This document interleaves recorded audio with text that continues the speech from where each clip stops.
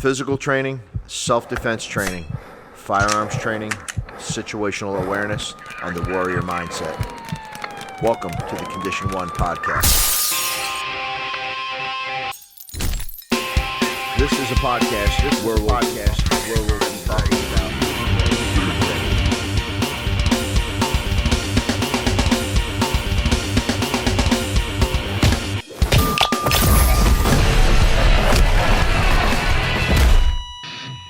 Welcome to the Condition 1 podcast. This is a podcast where we'll be talking about being ready. We'll also be speaking to victim survivors of physical encounters, how they dealt with the aftermath, physically, mentally, and spiritually. Welcome to the Condition 1 podcast with me, your host, John Riddle. I'd like to thank our sponsor, the Crestwood Technology Group. CTG supplies the defense and aviation industries with critical parts and materials designed to keep fleets and systems operational, ready, and safe. Check out the Crestwood Technology Group at ctgnow.com. Okay, welcome to the Condition 1 podcast with me, your host, John Riddle. Today, we have our guest, Lieutenant Mark Gerrells. He's from the Rabun County Sheriff's Office in Georgia. He has 30-plus years of law enforcement, currently the lead training officer at that agency. Mark started training in the martial arts when he was 15 years old, and he owns 3 black belts in Chinese Kung Fu, American Karate, Kali, and Arnis. He's trained in other systems that are out there and believes that they all have a value and a worth. He's a certified personal trainer where he teaches kickboxing twice a week. He's a martial artist and teaches instruction in private lessons only at this point. He's a firearms instructor and a SWAT instructor also for his agency, and trains people around the state also. He has a lot of opportunities to train with different people, different training organizations. He's a SWAT instructor, certified sniper instructor that he received his certification through Blackwater. And he will be 60 years old in May of 2022. Welcome aboard, Mark. I appreciate you coming. Hey, good to be here, brother. And that 60-year-old thing, I know I don't look it. Yeah, I'm 61, man. I got you by a year. Too much sun, man. We start looking like old ball club after a while. I hear you. But it's good to be with you, sir. Thank you. I appreciate it. I'm glad you came on board. You and I have been kind of back and forth, watching each other and commenting on each other on social media. And you're doing some good stuff up there, man. You're doing some good stuff up there in Georgia. Training not only the law enforcement officers, first line of defense for us civilians, but also the civilian population, right? Especially in today's world, as crazy as it's getting, people need to learn how to defend themselves. Not only physically in a martial art or combative arena, but also if they wish to be able to get some good education and safe education and firearms training. You agree with that? Yes, sir. Yeah, I do. I believe that a martial artist in this day, the concepts of a lot of martial arts, a lot of systems, they teach a lot of exotic weapons and so forth. But in that day, that was considered the modern weaponry of that era. And so a fully evolved martial artist was he was familiar with all weapons, the weapon of that day. Just as today, firearms being a big part of it, I believe a martial artist fully matured in that system. I think firearms is a part of it. I really, truly do. Yes, I believe. And years ago, I took a class, I think it was ILEFI, when I was on the job, and there was a gentleman who had come in, and I think he was from Alaska, if I remember correctly. I can't think of his name, but he talked about he was a very well-known firearms instructor, and I remember him saying, firearms training is a martial art. Yes, you can look at it as a martial art. It's not in the traditional base, right? That we're used to. But it is a martial art, and it should be dealt with that way, for when you train it, that you need to know what to do, when to do it, right? So I thought that really hit something with me back then, you know, Right. and that's when I started looking into firearms even deeper than that I was in at that time. So let me ask you, Mark, on a normal day, what does your day consist of, and what's the first thing you do when you get up in the morning? Well, brother, first thing I do when I open my eyes in the morning, I'm kind of surprised I'm still here after all the things that I've been through. I hear I've you. had a kind of a colorful past as far as my training goes, and just as far as my job. I've not always been a trainer, but throughout the course of law enforcement, and you know this as well as I do, we've had occasion we've been shot at, cut, and drugged by cars and everything else, and uh, I've had. I've had two surgeries on my right leg and my hip. I've had my left hip replaced. I've had my left shoulder rebuilt. I've had low back surgery. All of it a result of the job, doing the job, getting in some tough spots and so forth. And Mm-hmm. so I wake up in the mornings and I have to kind of acclimate myself to moving again. But I get up and pretty much when I go into work, I kind of have a ritual what I go through every morning Right. as far as with my weapons, as far as I always make sure everything's topped off, press check, Mm-hmm. and I kind of have my own. I guess as everybody does, they kind of have a ritual they go through. But my day consists of, as far as training, it's just whatever I have on my calendar, whether it be, defensive tactics, which is the unarmed side of the house, and then as far as the firearms, we have other agencies that'll come in. We have other SWAT teams from other areas that'll come in, and I'll do some training for them. We have a shoot house on our range, and so we'll put them through some stuff there, whether it be just room clearing exercises, hostage rescue, barricaded gunmen, stuff like that, which is where my passion is. I love the tactical side of it. I just it's just something that even at my age and as long as I've been doing it, it still excites me and gets me out of bed every day, Mm-hmm. And and always every day, usually I do something for myself physically to stay in shape.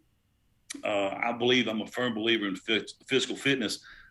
To participate in being law enforcement and the job and what it requires of us, the analogy being you can know everything about football and you can be the most adaptive football student there is out there.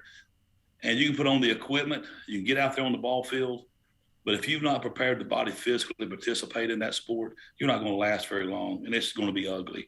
Yeah. So I'm a big believer in that. So I spend a lot of time in the gym, just trying to keep myself as active and as in shape as possible because of my job. I believe as a trainer that I am the tip of the spear, that I believe in teaching by example. Mm-hmm. I'm not one of these teachers that say do this and do that, but I believe you should show when you teach to demonstrate it. Just by virtue of the fact that you demonstrate it, you're showing the student that they also can do it, if that makes sense. That makes sense. 100%. Not putting unrealistic expectations on them, but if they see an old timey dude like me out there do it, then that's in and of itself instills confidence that they can do it. There you go. It's leading by example, right? You're Yes, a sir. you're a Yes, leader as a trainer. Whether it be in the law enforcement, military, or the civilian world, you're a leader, and people watch you. They want to, the good students, the better students are going to emulate you as what you do.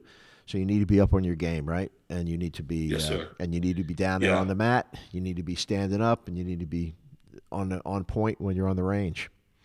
So you said, I'm sorry. Go ahead.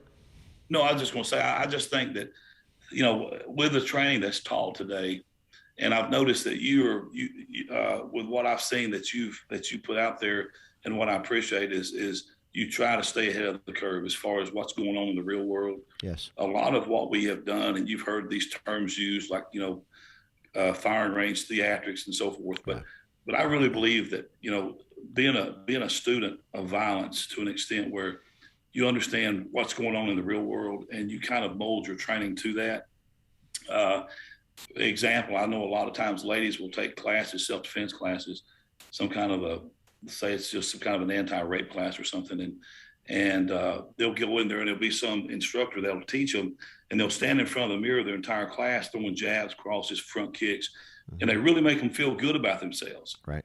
and but all they're doing is throwing punches and kicks and so forth. And it does instill confidence in them, which is a good thing. Mm-hmm. However, in the real world, and you know this, over 80% of all your attacks occur from behind. Yeah. And usually about 3 to 5 seconds, you're going to be on the floor. Mm-hmm. And you're probably going to sustain some type of hard trauma to gain compliance. Mm-hmm. And that's where it's going to go, brother. And you know that as well as I do. And the training should be realistic, and it should based on what really happens in the real world, rather than some. I think a lot of times people that's never really been there and really done that have not made that connection.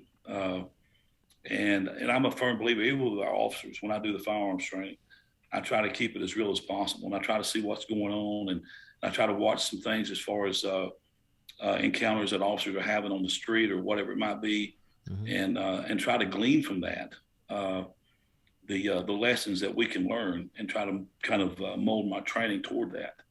Excellent. And one of my questions here, I'm going to jump ahead on it, is, and it's something I like to ask. I like to ask a lot of trainers. And you again, you're doing law enforcement and civilian. Okay. How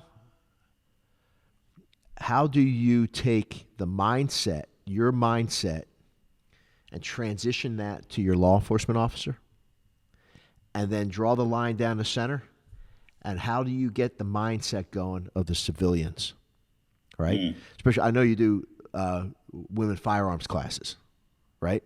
And you do self-defense classes for them also. So how do you get in their brain? How do you get up there to be able to say, look, this is real. This is the potential of what can happen to you this afternoon when you leave me, or tonight when you leave me. So how do you get up here to get them motivated, and to be able to take that class that you're giving them, that valuable information you're giving them, and have it sit in here for them, and have them understand that, hey man, this is real stuff that can happen? Well, to be quite honest with you, John, and you know this as well as I do, some people get it, some people never will. Right. And some of your better students are students that have been victims of violence. But as far as getting into their heads, it's not what I'm saying, it's shock and awe, but it's giving them the facts and giving them real life stories and telling them, and demonstrating to them just how quick things can happen and how fast things happen in the real world. A lot of what I try to instill in them is showing them the fact that it can happen to them. I mean, a lot of times people, they tend to not. They think that everything happens to everybody else. Right. It's kind of like if you think about a funeral service in a coffin, the hardest person to picture in that coffin is ourselves. We have this within ourselves, we have this sense of immortality, and we just can't see ourselves being that victim. And I have people all the time will say to me, well, it's never happened to me, and I've done this 100 times. I say, well, everybody's ever happened to. Generally, it's usually the first time it ever happened to them. Trying to bridge that gap, it's kind of like law enforcement. And I'll be quite honest with you. Law enforcement, those of us that truly have served in law enforcement, I believe are people that are born with that streak of give a shit that runs through them. There's just something inside of us that draws us to it. I believe it's a calling. I don't believe it's an occupation or a job that we just decide we want to do one day. Right. But there's something inside of us. And being able to turn on that switch, and to be able, as they say, to out-monster the monster when that opportunity is there and you do face evil. With the officers, it's a lot easier. With the civilians, a lot of times, it's harder to make that connection, and it takes time. But it's through training and through just giving them some real life scenarios. And I quote a lot, and I encourage them to read a lot. I'll give an example. With training, sometimes I've done classes before with edge weapon defense, and a knife is the most dangerous when it's moving. Sure.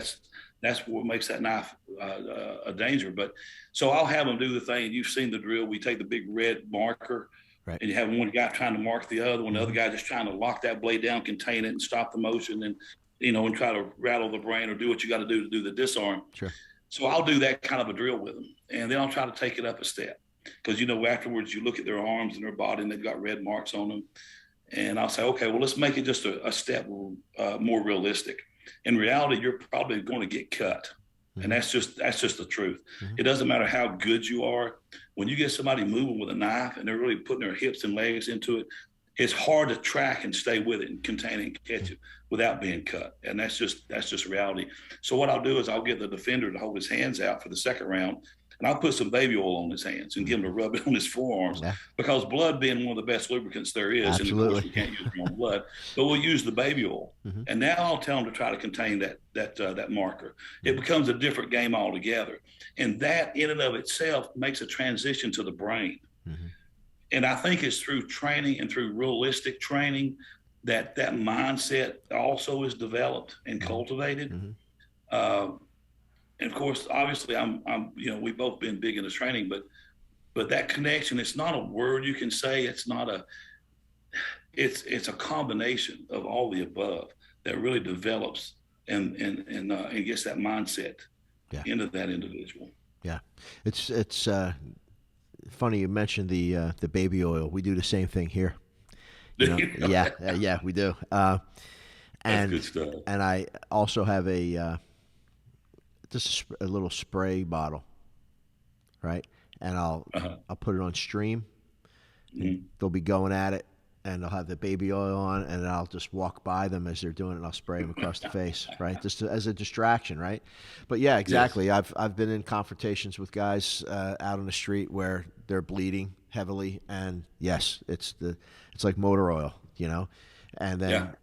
So I do the same thing you do. I try to explain to them, bring it to their head, get it in your head that this is what it's going to feel like. It's not going to be, that you're going to be able to grip very well, And that's the truth. And it's once you show them. I've had officers do that. I've even done it before as far as weapon manipulation skills, with a safe weapon. I've had them do it with loaded magazines just to mimic that, because that's what it's going to be. And once you've experienced it, then I think that you may not have total ownership of that skill set, right, but you're familiar enough with it where you have done it. That in and of itself can give you whatever you need in that moment to be able to push through and drive past the emotional noise, the pain, whatever it might be, to be able to complete that task and to finish that evolution or that encounter, whatever it might be. So making it realistic, I believe, is one of the key components to it all. And trying to convince them about the mindset. And I'll tell the students a lot of times, if you go out in the woods, and I live up here in the mountains in North Georgia, and I'll tell them, if we go out in the woods and we catch a 35-pound little bobcat, that little bobcat, 35 pounds, and we put it in a little closet, and we get the biggest dude we can find, and we throw him in that closet with that bobcat and lock him in there, and we'll leave him in there about, 5-10 minutes. Let's go back and open the door, and let's put our money down on who's going to walk back out. Exactly. Okay? But here's the thing. That man is probably 6, 7, 8 times heavier than that bobcat. He's smarter than that bobcat. He's educated. He knows how to read. He knows how to write. He knows how to drive a car, and all these things. So what separates that man from that bobcat is mentality. Of that bobcat. Yep. That's what that mindset of that bobcat is, what separates them. And that's what I tell women, that size, and I always, the bigger they are, the harder they fall. The truth is, the bigger they are, the harder they hit. You know that as well as I do. Sure. But I tell them that mindset is everything. There you go. Perfect. Yeah. And it's, some people get it. Like you said, some people get it, some people don't, and right. I think that was a great analogy. I might steal that from you, because that was a great analogy. That it's not the size. What is it? It's not the size of the dog. It's a dog in the fight. It's a dog in the fight. It's not the dog in the fight. It's the fight in the dog. That's it. Yeah. Yeah. So you started training martial arts at 15? Yes, sir. Which one? I started with a system called Hapkido, a Korean system, and I loved it. And I met my teacher, my shifu, who was I started learning the Kung Fu from. And I grew up kind of hard I had a bad family that I came up in. It wasn't the best in the world. And I had quit school and was going down a bad road, man, just running with bad people and at an early age. And my instructor, my shifu, he was a very educated guy. And I guess he saw something in me or something. I don't know what it was, but he knew that I wanted it so bad. I would do anything to learn. I had a hunger for it. And he would teach me, but before he would teach me or test me or promote me to my next level, he'd give me like a few pages of fractions or my multiplication table I had to memorize. He'd give me a book to read, and I'd have to learn this stuff, and I'd have to turn around and pass a test with him, and then he would promote me. He would give me my promotion test, right. And before I took my black belt test, he told me, he says, "You bring me a high school diploma and I'll set your black belt test." Well, obviously I went and I got that. Mm-hmm. And he was more than a martial arts instructor, but he was right. He taught me a lot of lessons. He made me learn to appreciate things, like he was always constantly giving me books to read, Carl von Clausewitz on war, or Sun Tzu, The Art of War, or Miyamoto Musashi, The Book of Five Rings. He was always giving me these books to read, and I'd have to write about things I'd read. And he had this red marker, and he'd mark them. Mm-hmm. And if my grammar was wrong, I'd have to do it again and turn it back in. It was aggravating for me because I was a young guy. Sure. And but that's how this guy was like. It was something like a movie, man. The way this guy done me, it was just. And we lost him a couple of years ago. He passed, and he was like a father to me, one that I never had. And so the Chinese Kung Fu is my first love, a system called Shoshu. Okay. And it's more of a northern system, so it has a lot of big motions in it, and I've always loved it. I've just fallen in love with the movements, and then later on I began training with American karate, and of course I've done other stuff over the years as far as Muay Thai and just different stuff, and of course the grappling, the jiu-jitsu system, and then I got when I was introduced with the Filipino martial arts, it really opened my eyes to a lot of reality as far as with an edged weapon. Yeah. Just the concept behind using that blade in that, for instance, they teach a principle called Defanging the Snake, and I'm sure you're familiar with that. Mm-hmm. If you have two people with knives, and usually they're trying to cut back and forth at each other, what you're doing is you're intercepting his attack, right? Which pretty much right off the bat gives you like an 80% advantage of reach and speed. Mm-hmm. And in essence, you're defanging the snake and destroying his delivery system. A lot of the Filipino martial arts is something that really took hold on me in that the reality, the simplicity of it. Mm-hmm. And I've had the privilege of being able to train with a lot of other people, and I've gleaned from all of those. And I've absorbed a lot of those things, and I teach them with what I do. Now, I'll be honest with you, I've milked a lot of cows, but I churn my own milk, okay? Sure, yeah. I get it. I make things work. Yeah, I get it, 100%. The Filipino martial arts, who did you study with? I studied with a guy, Dennis Cormier. He is a system called Pikiti Tertia. I don't know if you're familiar with that. Yeah. Mm-hmm. It's more of a closer in type of a thing. Mm-hmm. And which the Chinese Kung Fu that I learned, it was more of a close-in system, not so much like Wing Chun, but it was a closer system. And I just kind of liked that because that was something that I was always a good kicker. And now that I've gotten older, I can appreciate hands more. But it was a weakness that I saw in myself, was that close in okay type encounter. So it was something that I attacked pretty early in my life, and I wanted to overcome that fear. And so anything that had anything to do with that close contact, I was into. So and that's what I like about the Pikiti Tertia. It's a very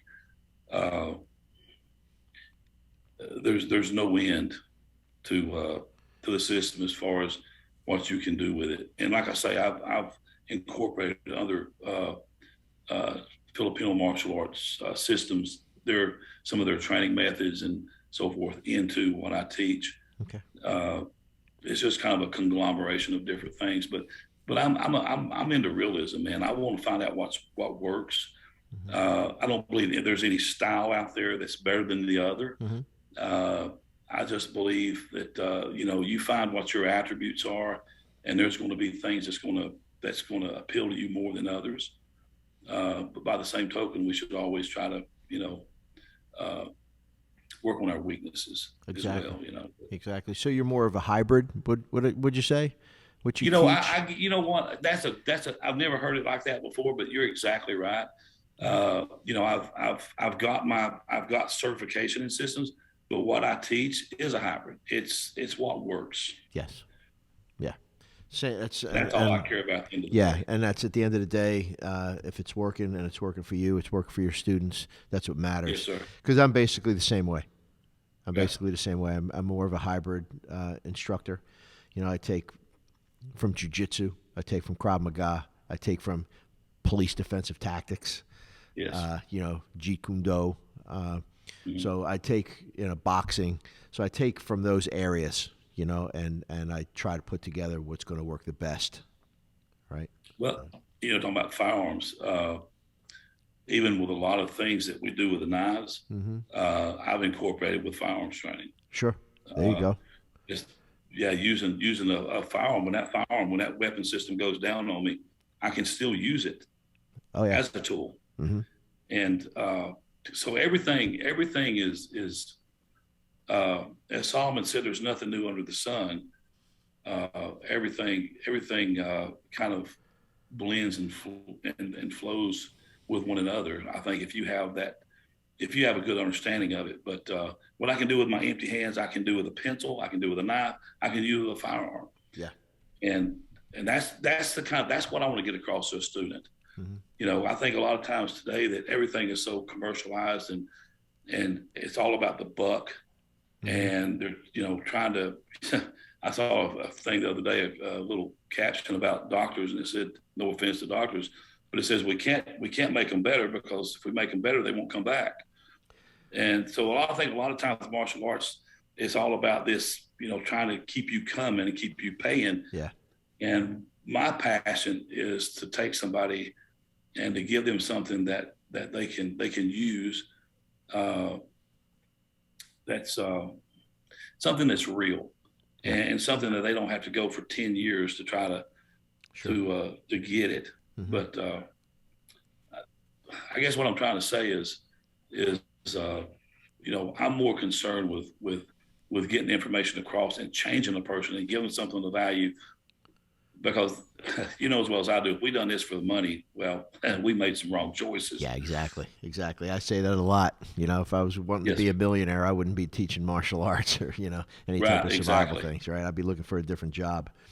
So with this system that you have and the way you teach, do you have the ability to teach that in your law enforcement career, or do you have to stay to the Georgia's system? We have to. Yes, sir. We have to. I've kind of, and you know how it is with law enforcement with the chokeholds and so forth. Things have been misapplied in the past that now has become taboo and we can't use, which are beneficial weapons. When you have somebody that's totally out of their mind, and pain is something that they can't feel it. And this as well as I do. You've encountered these individuals. You can't use pain compliance techniques, whether it be pressure points, arm bars, or whatever. Yeah. To get them to a point where you can effect the arrest.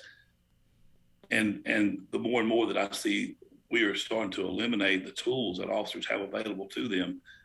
We're kind of tying our hands behind our backs. Some of these people that write some of these laws, I'd like to see them out there and try to do what we do one time. But what I can teach and what I can apply, I do teach to our people. As far as the grappling thing, we started doing the grappling thing back in the late 90s with the regional academy. When I would help teach the defensive tactics down there, we began teaching them some fundamentals as far as groundwork back then. And I still do that. And of course, as you know, it's really taken off in law enforcement to where the ground fighting, they see the value and the worth in it. However, for the most part, you do what you do to kind of help that officer to try to give him as much as you can. But there are guidelines there are things we can and cannot do until it turns into a deadly force situation. And then it's whatever, that weapon of opportunity. Sure. Because now, things have completely changed, and it's not trying to affect an arrest anymore. Now it's turned into officer survival, and basically getting that officer to the point where he recognizes and knows when it turns to a point where I'm no longer trying to arrest this guy, but I'm trying to save my own life here. Right. It becomes not only because I'm a law enforcement officer, but it also is because, I'm Mark and I want to go home tonight. Right. So yes, you got a twofold thing there that you're fighting. Right. Yes. And then when it does hit the fan, then everything has to change a bit, Yes. So, you're a firearms instructor and a SWAT instructor. Do you, when you're teaching civilians, okay, because I see some of this out there, and especially with firearms, and I do some of it from my years on the team, how much movement, weapon manipulation do you take from your SWAT background that you would show to your civilians? Actually, I do use a good bit of the fundamentals. I teach the civilian classes I do. It's 3 levels. I'll do a level 1, 2, and 3. Level 1 is basically just going over nomenclature, that type of thing, get them over the hump. Some people's never even had a gun go off in their hand before. Right. So you kind of get them to that point where they actually stand, side alignment, grip, so forth, and to shoot the gun. The second level, I begin to kind of introduce them into moving, just getting off the X. Yes. And I start teaching them some of the things. For instance, most of your gunfights are 3 seconds. The average shooter will lose 70% of his accuracy if he's shooting a moving target as opposed to a stationary target. So I teach them the benefit of just movement, right. But also teach them that, you're not the only one moving, but your opponent also was moving. And so being able to track somebody with that muzzle becomes a task within itself. So you need to step it up to the point where not only you begin to move, but also you begin to learn to move or shoot a moving target. So that second level, I kind of introduce them to a little bit of movement, forward, backwards, and lateral movement. There you go. And I start going over things as far as the difference between target accuracy versus combat accuracy and so forth and so on. The third class, when I do that with them, I start teaching them, I start working them, letting them shoot from barricade and teach them the principles of moving from barricade from one to the next and how to set up on the barricade. And like with my ladies' classes, I got a little thing set up and I let them shoot through a car windshield. Okay. Just to have that experience. Sure. And I give them all these different types of stimulus so that whatever situation they're in, there's something that they can reference it to give them direction to steer into. Does that make sense? That makes sense. Sure. Yeah. And I also let them go through the shoot house. I'll put some real easy identifiable targets up. We'll run them through one at a time. And of course, I'll put some Kevlar on them and I'll let them go through the house. I'll teach them how to pie corners, how to do that and how to just properly be able to go into a room and be able to clear the corners, assess the threat, because they don't shoot all of them. So we have what we teach is a standard defensive response, which is just, what we call controlled pairs thing. And they love that. They're really usually scared before they go in. They don't know what to expect. Sure, yeah. But the ladies, they'll come out the back door with this big grin on their face. Yeah. They'll say, "Can I do it again?" Sure.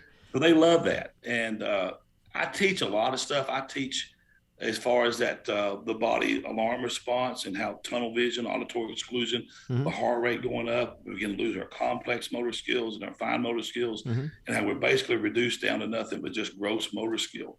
And we're just basically, as they say, that caveman mode. And I talk about the being able to have a conditioned response to things as far as once you engage that threat. I always teach to ID the port and to do that search and assess. Now, you hear arguments both ways about searching and assessing. Once you finish that evolution, you track them. You know that they're down, they're done. The next thing I want to do is just a quick ID to my port, and I want to scan inboard, outboard, and I want to check my 6.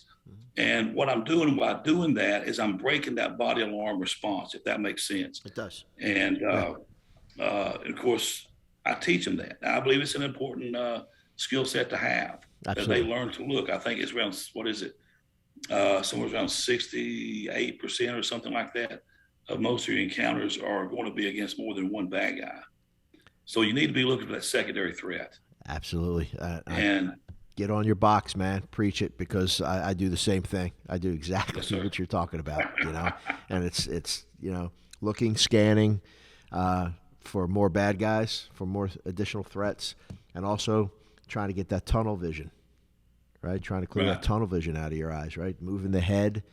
I know years ago, and I would tell these people, years ago, AAA, the American Automobile Association, they had a thing out where, and I remember hearing about this when I was a kid, right? So this is how long ago this stuff was out, right? And it's when you're driving long distances across the country and you're tired and you're starting to nod off behind the wheel, look in your rearview mirror, look in your passenger side mirror, look back at your driver's side mirror, and that triangulation, right?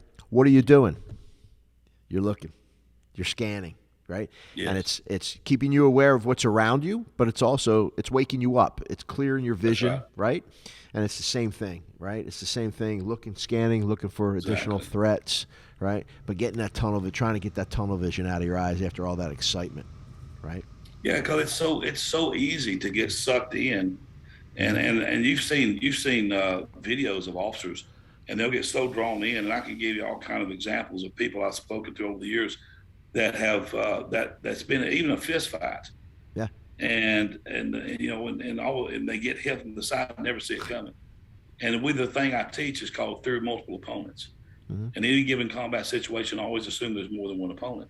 And I always teach theory of multiple weapons. In any given combat, I always assume your opponent is armed and armed with more than one weapon. Yeah. So if I disarm somebody, that doesn't mean he's unarmed. Right. I'm always going to assume he is still armed. And there again with the theory of multiple opponents, I'm going to be looking for that secondary threat. There you go. Always. Yeah, that's perfect. Do you feel any difference when you're teaching civilians versus SWAT personnel? A difference? Yeah. As far as the people? Yeah, and the feedback you get and the mindset. Oh, heavens, yes. Brother, you've been in that. You know what I'm talking about. You get a bunch of operators. It's a different world altogether. These are guys that you think about Hemingway. He talks about there's no hunting like the hunting of men, and those have hunted armed men long enough and liked it seldom care for anything else thereafter. Okay. And that's you get SWAT guys around and the mentality is totally different. And they're I love them all. Those are my kind of guys, man. Just a bunch of just knuckle draggers. Yeah. Guys that they're constantly looking for work. They have that mentality. And as you've heard people say, they're always constantly looking for that righteous battle, man. Yeah. Versus the civilian side of the house, there's it's day and night. It really is. And with a good operator, you don't have to tell him the importance of what he's doing. He knows if he's got a few missions under his belt and he's running, he's been in harm's way, and he's been there and done that. And you know as well as I do, once you've snuck that peek at the devil, and when you looked around the corner, he was looking back at you and gave you a big wink. You never forget that moment in life. Exactly. When you come face to face with true, pure evil, it alters your perception of everything. Absolutely. And law enforcement is something that, if you think about it, we're always on duty. And I love our military guys. They go on deployment, they come back home. But brother, we're always on deployment. 24/7.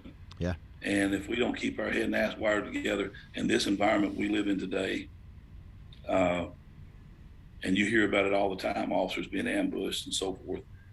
And the reality is there. But with a lot of your civilian people, it's trying to convince them that reality is there. But they're not exposed to it like we are. All day long we're running calls and you're dealing with, sometimes the worst of your community, your county or whatever, and you're constantly seeing it. Yes. So it's you can't forget about it. It's there. And as well as I do, for us that are trainers, when we've lived it and now we have that place in our lives where we're teaching it. It is so ingrained in us. I went on vacation last week. I went to I was down in your neck of the woods, just about. I was in Panama, and I was going to the beach down there with my swim trunks on, and I've got my fanny pack and my weapon on me. I can't. It's going to go where I go. Yep. And that's because, well, it's I don't go anywhere without it. Yeah. And I went down there with my girlfriend, a beautiful woman I love with all my heart, Amy, and and she accepts me as I am, and but that's just who I am. And as far as a fanny pack thing, I've caught a lot of flack over that, brother. But I'm not, But hey, I wear it when I'm in the gym, but I don't go anywhere without it. Yeah, I always have my weapon with me. I'd rather catch the flack from them about the fanny pack issue, right? But at least you have at least you have it on you. I'm bringing them back though. Yeah, there you go. I've been kicking around buying one myself. It's because down here, and being here at the gym constantly, wearing board shorts, or grappling shorts, and it's just tough to conceal. Yeah. With those, so. I've been kicking it around, seriously kicking it around. So now that I know you do it, maybe I'll go out and got it on right now, brother. Yeah. But now usually when I carry out appendage carry, and I've got a inside the waistband that I do. I'm not a big fan of outward carry. Right. But I do believe I carry everything in front of my body. Even when I carry my duty gear, I always have my holster more to the front of my body, because the front of my hand, in front of me, I'm pumping gas, paying for something, shaking hands. My hands are always in the front, so I like that quick access, easy access, absolutely. Carrying it close and carrying it up front. But if I'm going to be active, like at the gym or something, that's where the fanny pack comes in. Yeah. And honestly, I really don't give a rip what people think. Yeah. No. Who cares? And I like to think I can pull it off. Yeah. Yeah, and who's gonna say anything to you anyway? Yeah, well, you're huge, man. I'm not. I wouldn't have anything to say to you. Well, I appreciate that, brother. Thank you. You wrote a couple articles. Yeah. Tell me about them. Yeah, I'm working on one right now, the Headless Warrior, and it's basically about that very topic of the mentality and the mindset of an operator, or just a law enforcement officer in this day, that of all the things, we become so gadget and gear oriented, that we've actually been duped into thinking it's the gear that we run is what determines our success. Yeah. When at the end of the day, you and I both know that it's mindset. It's that preconditioned, pre-plotted course of the mind through training, hard work, and sweat. That's what's going to carry us through. We have our SWAT school up here that we run every year, and every year consistently we have a 50% fail rate. We will lose half of the students every single year consistently, and we don't lose them because we kick them out. We lose them because they quit on us, John. And we go through sleep deprivation. We do everything, but it's